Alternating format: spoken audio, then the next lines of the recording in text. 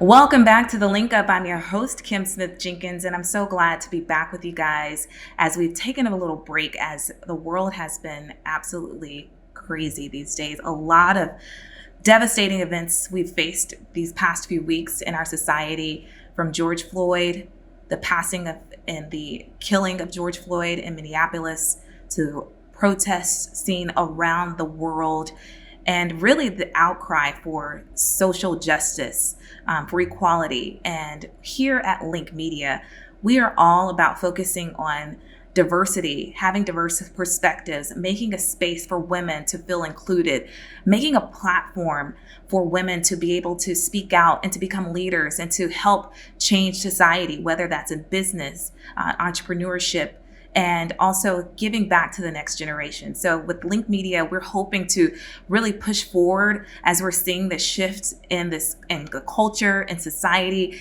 and really embracing all women of all ethnicities, backgrounds, and beliefs. And so we really just want to include you in our space. And we're so glad that you're here with us for the Link Up. This is a show where we're able to tap in and speak to amazing women who have started businesses, who are climbing their career ladders in corporate America. And today I'm so happy to bring on a special guest. She's near and dear to my heart because we go way back to freshman year at the University of Georgia. And I have seen this woman grow tremendously as she has this love for planning amazing events for others around the Southeast and everywhere. And it's just been amazing just to really to watch her journey as she's built out her company with Simply Charming Socials. And today we're going to welcome in Kristine Cooke of Simply Charming Socials. And Kristine is incredible. When I tell you, she has been amazing building out her company. She's spent 10 years in the wedding industry. She's been featured in Reader's Digest, USA Today, The Knot.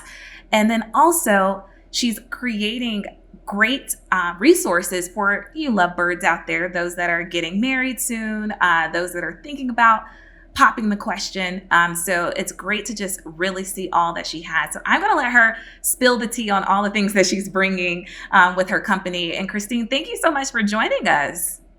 Thank you for having me so much. Wow, you made me blush with that intro. So thank you. Thank you. No, I mean, I just remember us meeting back at Georgia and Rumby Hall, and just meeting you at that moment. I knew that you were just a genuine soul. You were just an amazing person. And although life takes you all over the place, we've still remained in touch. And that's something that I find special, especially as we're continuing to build out Link, these connections that are authentic, that are real, and just women just cheering each other on, wanting to see each other succeed in business and in life. And we were able to do that afar, just even through social media and rooting each other on, but just even coming back in contact with each other as we've been seeing our careers unfold before each other. And so I know as we planned out talking for this show, we were hoping to just focus on how brides are navigating COVID-19 and all the stress that comes with it. And we're going to talk about that today, but we're also navigating some very important topics, some conversations that are so important to society right now, as we're seeing companies really be forced into having these conversations. And as you are seeing things in the wedding industry, I find that interesting to see how different industries are responding to the social unrest right now. How are you seeing the wedding industry respond to it? And what was your initial feeling once you saw what happened in Minneapolis and then seeing the riots and the protests and the outcry from people? Absolutely. Well, yes, it's been a very emotional time, I think, for everyone in so many different ways. And prior to all of the social justice and everything that's happened in the past couple weeks, of course, the world was dealing with the pandemic and already feeling a lot of unrest there and just really out of sorts and uncomfortable. So, and now we're really hit and faced with an issue that's always been an issue, but we're actually being forced to recognize that and address it. And so it's really unfortunate and heartbreaking that it's taking such tragedies to bring it to light and for a lot of the a lot of the outcry and really for people to step up and talk about this. But I agree with you; it's a very important conversation. And to kind of touch on, as you and I have stayed in touch over the years and been able to pick up where we've left off, we've seen each other grow, and I think you and I both really believe in women empowerment, but it's also about just empowerment in general. And as we've both become mothers, I think things that are happening around us in the world have really touched us, at least for myself, just much heavier. And it's something that I really want to not only look within and figure out how I'm going to process or handle something, but now I have a little one who how she's going to view the world and what she's going to think and how I raise her. So there's a level of responsibility for myself to not only educate myself, then as a businesswoman and as an owner of a business to be inclusive as a business and continue to grow in that sense, and always make sure I hold myself to the highest standards there. But then as a mom, which to me feels most important because that's our future, to really raise my daughter and in every way possible to be the kindest, best person that she can be. And so, yeah, it's been extremely emotional. I believe that in general, everyone has reacted differently. As with anything, we all have different reactions, different gut reactions. Some people speak up, some people protest. And I have great friends that are protesting out there in the city of Atlanta every day, and I have others who are quietly donating or reflecting. And then I do believe, fortunately and unfortunately, things like this show people's colors too. So, their true colors and what they really believe. So that's been very eye-opening. But the bottom line for me is, again, it's a lot of self-reflection. It's a lot of really processing what's going on. It's been heartbreaking to see all these events happening. And in my everyday life, not just in my own bubble here, like we all live in our own bubble, but being in an industry that celebrates love and people and inclusion anyway. And we strive to do that, whether it's gender, whether it's who you love, or your culture, or your tradition, or, anything. We really have been so lucky and blessed to have such a variety and such a diverse group of clients and people to connect with and individuals and creatives to work with. And it's really opened up and been very enlightening that when you think that people are that way and you hope that they're that way, that they're not. And so, with the wedding industry in general, I'm very proud to know so many people who are so inclusive. As of course, we can all do better.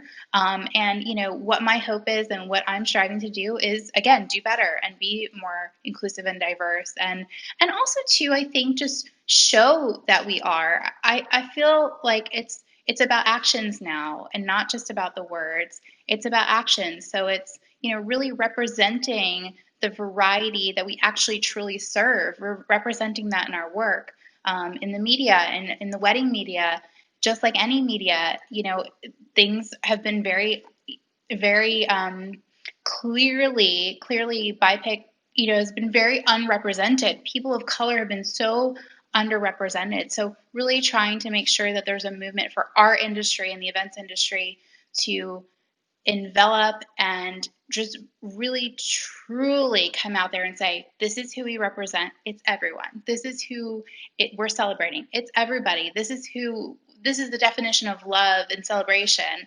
And put that out there, put those photos out there, put those stories out there.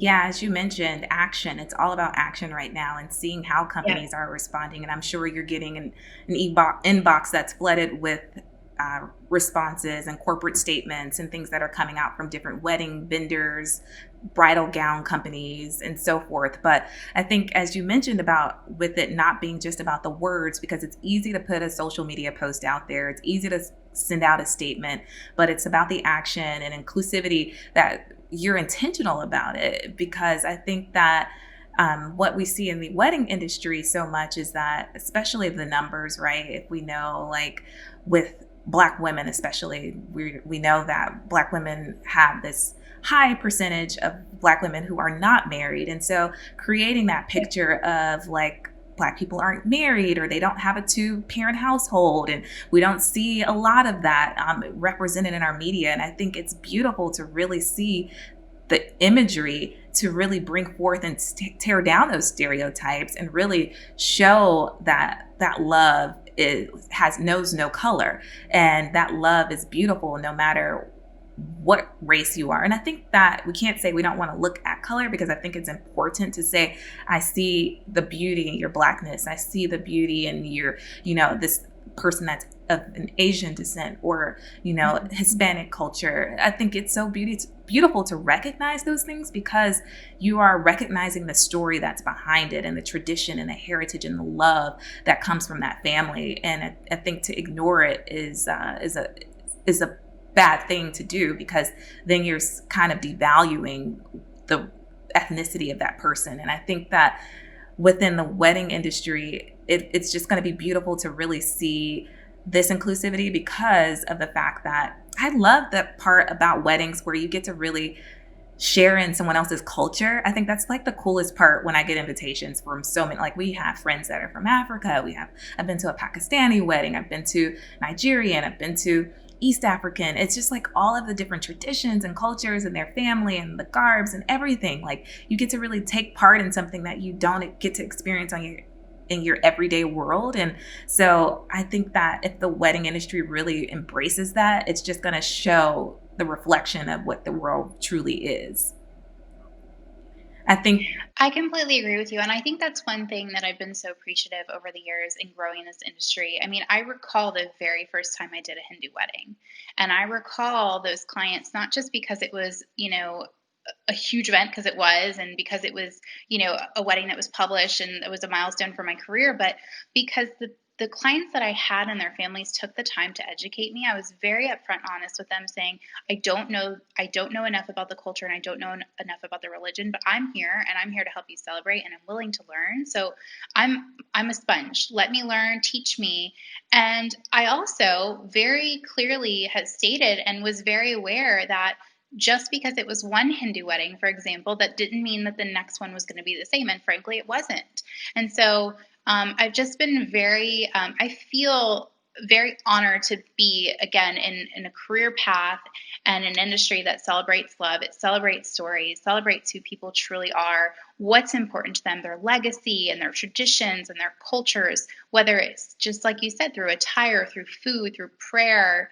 And the same thing goes for, interracial marriages, and the same thing goes for same-sex marriages, and the same thing goes for just really untraditional families. I've seen so many types of families, and that to me is such a beautiful thing. And I feel truly honored to have, to walk that path with our clients.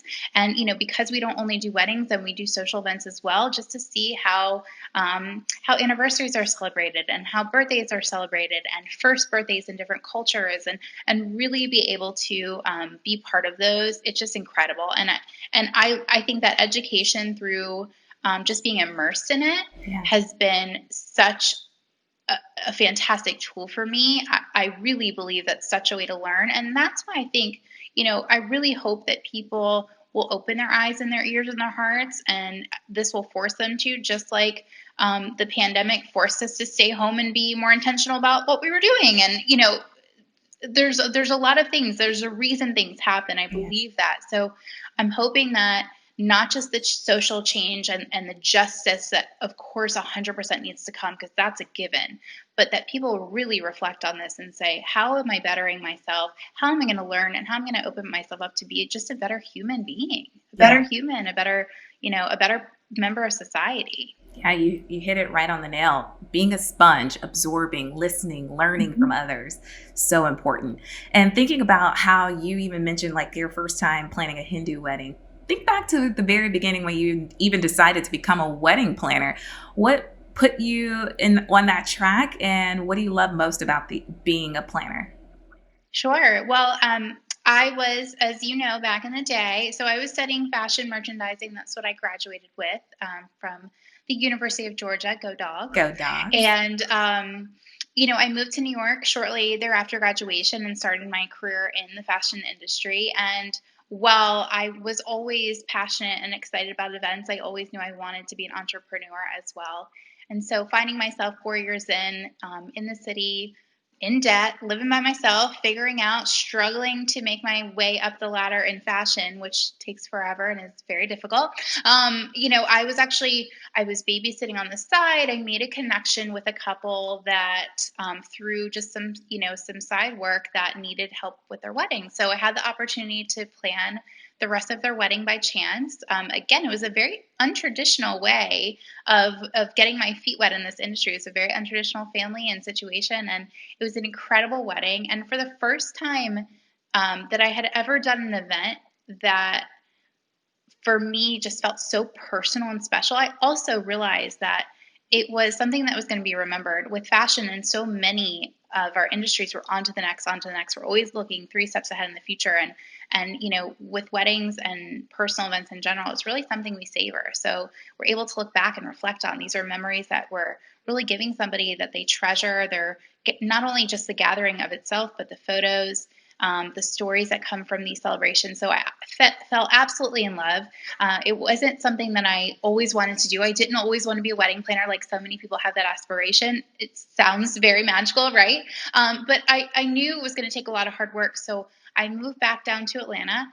I started my business. I met people. I hustled. I assisted. I did everything I could to really, again, immerse myself in the industry, learn as much as I could.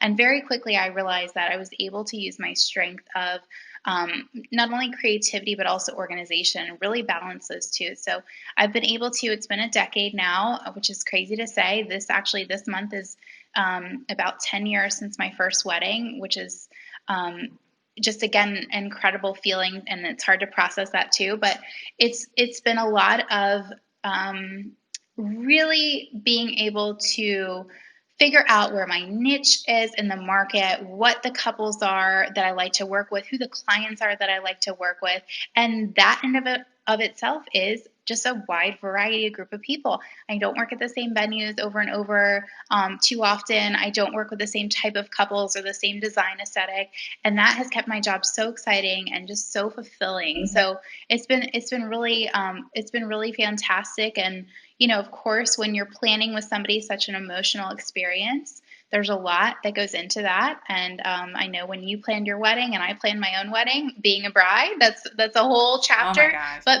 planning baby showers and planning all these other things, it's just been incredible to be part of these events with people. Yeah, being a part of this milestone, something that people will remember for the rest of their lives, the stories that they'll share with their kids and their grandchildren, and the pictures that will be there forever. So important that the work that you do as you're a part of this important moment. But as you think about how people are gathering and processing their thoughts around COVID-19. That's shaken up everyone's world, and you have to prioritize health. And as people are trying to think about, okay, what do I just reschedule? Do we just wait until next year until we understand what the landscape will look like at that time? Do we just elope? All these questions that are coming up as you're already just so excited and just want to go ahead and get hitched. How are your clients just really like processing it all? And then could Yeah. you share some of the tips with us that you are sharing with your clients about what to do next when you can't get married and there are Right. no gatherings more than 50? I know. Yes, it's unnerving, right? We were all hit with this. It came out of nowhere, it felt like, and it really rocked so many parts of our lives, but our industry in particular that is focused on gatherings in a time when you're not supposed to gather. It's not safe to be together. And so it's been a roller coaster for sure. It is something that we've tackled as we know information, and unfortunately, it's been very inconsistent. And every part of the country is dealing with something, all the same thing, but also very differently. So, being in Georgia and being located here, our state was one of the ones that opened first, and that has been interesting to see how things have unfolded. There are a lot of events that are starting to happen now um, really again there's not a lot of consistency and a lot of information to go off of, so we're doing our best to go off of what we know. We don't know what we don't know, right? So first off, our spring weddings that were directly affected, the majority of those postponed and rescheduled for the fall or into next year. And our summer weddings and summer events, some of those have done the same. Our first weddings back as of right now today are in August, and those are rescheduled events. And we have a very, very busy fall season now with all the reschedules. So, really excited to celebrate with our couples. But the bottom line, I think, and the conversations that I have daily, weekly with our couples are, number one, safety's first. So we really need to figure out what measures need to be taken, and the entirety of your creative team and your wedding team and your events team needs to be on the same page with that. So that's the first thing. The second thing is just making sure to prioritize what's really important to you. And I really am trying to see the beauty, and I think I've hopefully been able to keep a positive light for our clients to say, this is a time that financially, emotionally, logistically, we're refocusing back onto the things that matter most. And in fact, I think that's the blessing of it all, is that we're able to say, okay, if we only had to have 50 people and we needed to keep it intimate, let's embrace the intimacy of that. Let's embrace the fact that, maybe we don't need all the details and the koozies and this and that. Maybe we really just truly want to invest in things that are important to us. And maybe we want to rethink the way that we're having a meal and make it more communal and sit down together and just more conversational. And so it's been really great to have those conversations in a way, because I think everyone's really going back to the core of what these celebrations are about. And for our weddings, it's about the marriage in general. And so much in our industry, there's a lot of vanity, just like there is in a lot of industries, where yes, we all want a Pinterest wedding. We all want a magazine. All of us. We want to see a wedding that we find to be beautiful in whatever way that means for us. But it's really not about that. And so it's been great to take everything and take those plans and, again, put the intention behind it. So I really encourage everyone to do that. Think about what's important to you. Think about what's the most safe, because that was first and foremost. What's most safe for you and for your guests? Consider that, especially if you have people traveling, especially if you're in a state that hasn't quite opened up yet or you don't have plans to. And ask questions. Communication is so important. It's so, so important. Talk to your vendors, talk to your team. They may not have the perfect answer for you, but it is so much better to make, I think, an informed and educated decision, because then you feel good about it.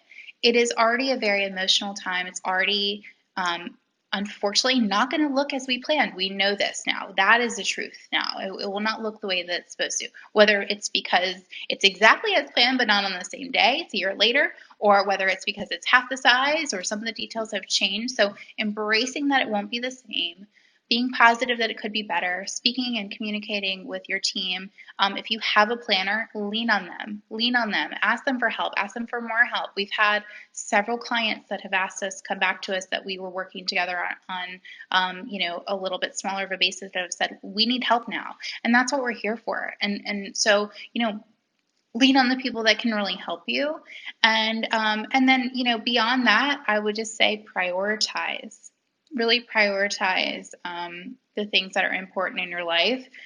And part of the emotional conversation, I think, that I've had with so many of our clients, if not all of them, is that people plan this milestone around careers, around moves, around so many other life things. People want to start a family. They are, they have an age in their head. They have something they envision, and you recognize that it's not just one day. It's a year leading up, and it's 6 months before that when you were thinking you were going to get engaged any second. And it's, there's a lot of other things plus the time thereafter. So this is something that's not just one day for people. And I really want everyone to hear that and recognize that. And that's where a lot of the emotion's coming from. So with that being said, if it makes sense to have a ceremony this year in whatever way that looks, and a reception and celebrate next year when you can with all 200 of your family and friends, then maybe that's the way to go. But talking through your options, really talking to each other, your partner, your fiance, about what's important in your families.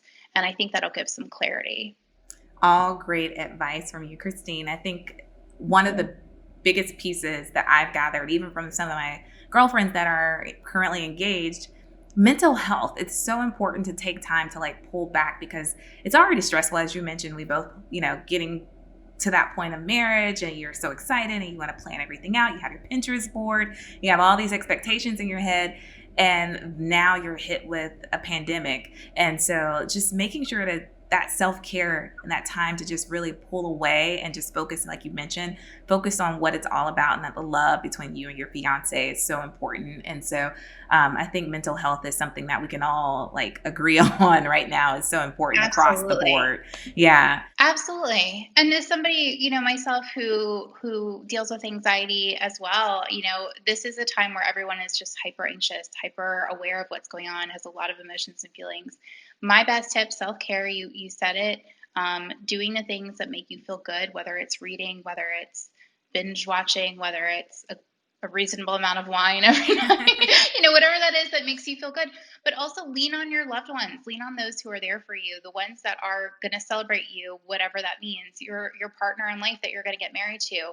If it's a birthday celebration that we or anyone was helping you with, or you had planned that can't go off as planned, celebrate that person and in a different way. I also find too, as wedding dates are coming and going and a lot of changes have been made, embrace that. Embrace that was your original date. Have a date night in. Those date nights at home, man, those are important. Yeah. So again, it's back to being intentional, back to the priority. And those are the times that we're going to look back on this time in history, and we don't know even now how much it's going to impact us in the future, right?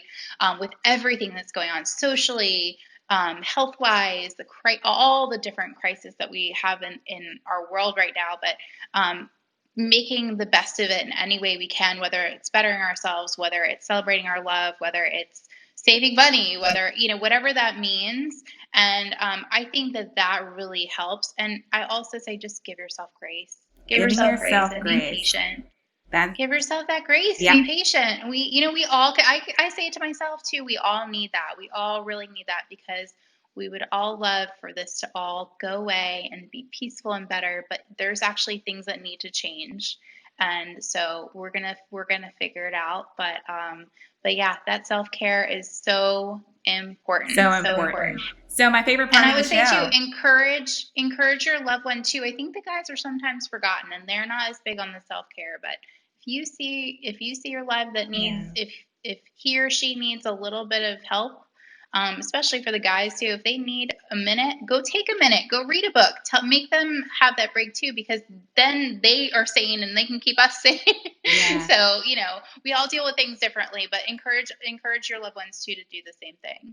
Awesome. Well, my favorite part of the show, Kristine, rapid fire. So I'm going to ask you a question. First Do thing it. that comes to mind, spit it out. Just go ahead and tell me. So we'll throw a softball. Favorite color? Pink.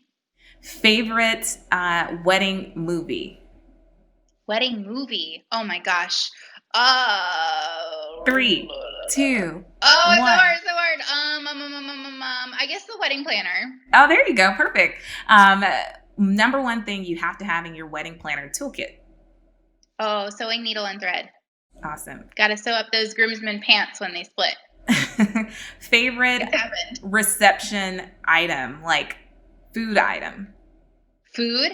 Oh my gosh, all the flavorful foods, but tapas style, family style, spicy, lots of flavor. Love it. Anything that you can shared, not in time of COVID, but anything you can share with lots of flavor. So good. What was your favorite first dance song? Or maybe your first dance song? Yeah, my first dance song was 500 Miles. It was a cover, so that's my favorite. But I actually also love when people do the throwback Frank Sinatra, Louis Armstrong, like Ella. Yeah. Love a good throwback song, the classics. Awesome. And then your favorite location that you've planned a wedding, one of your favorites. I know you probably have many. So Atlanta History Center is a favorite of mine. I absolutely love that venue. It's iconic here. But I also really love those teeny tiny little mountain getaway elopements that we've done. Oh, awesome. Super special. A lot of elopements lately too, I've been hearing about. Well, A lot of elopements, and and we've always done more intimate celebrations and weddings for a variety of reasons. People opt to do that. So a lot of elopements, because that seems to be what you can do now, and there's different ways to do it. Tiny weddings are a trend, and so there's lots on it's that too. all about getting the chance to say yes. That's all that matters. Just get it, and then have a big party later. Speaking of a big party, Kristine, I know you heard about this, but Elaine Wildroth, I love her. She's an amazing author, as well as she was the first Black editor-in-chief of Teen Vogue. And also, she was a judge on Project Runway. She's amazing.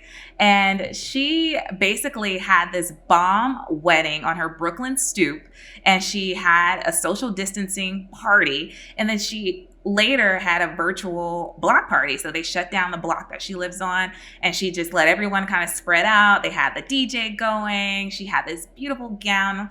You can see her beautiful braids. I love that she did this. I think it just speaks to exactly who she is. She is an amazing woman. She's actually from where I live in the area, like the Bay Area, and she just really empowers women and also really speaks to Black women specifically. Her book is amazing. It's called More Than Enough. You should definitely read it. It's a New York Times bestseller. It is actually on my list. It is on my list to read. So yes, I will bump it up. It's on my Kindle list. And I've seen the photos, absolutely iconic as a New Yorker myself, to see that block party and to be from the Bronx originally, and to see, I know she was in Brooklyn, and to see just the brownstone steps, and just that image in and of itself is so iconic and hits so home, so deep inside my heart as a city girl. Just, I loved it. And it was so them, and that's what it comes down to.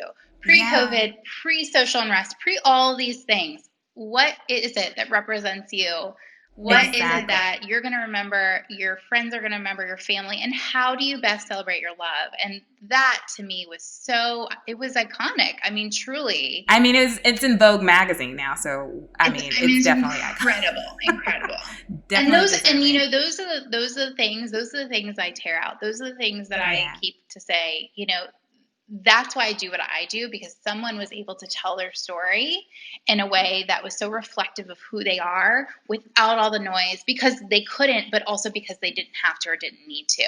And so take all the noise away, and we all love those beautiful Pinterest-worthy weddings, and I do too, but take all that away, and what is it really about? And that's what made it so special to me. Yeah, Elaine Weltroth, our Woman of the Week. And we have Kristine Cooke, our amazing Woman of the Week as well, on our show. We so appreciate you for taking some time out. Tell us about what's coming up next for Simply Charming Socials before you go. Yes. Well, we're bracing for a very busy fall season.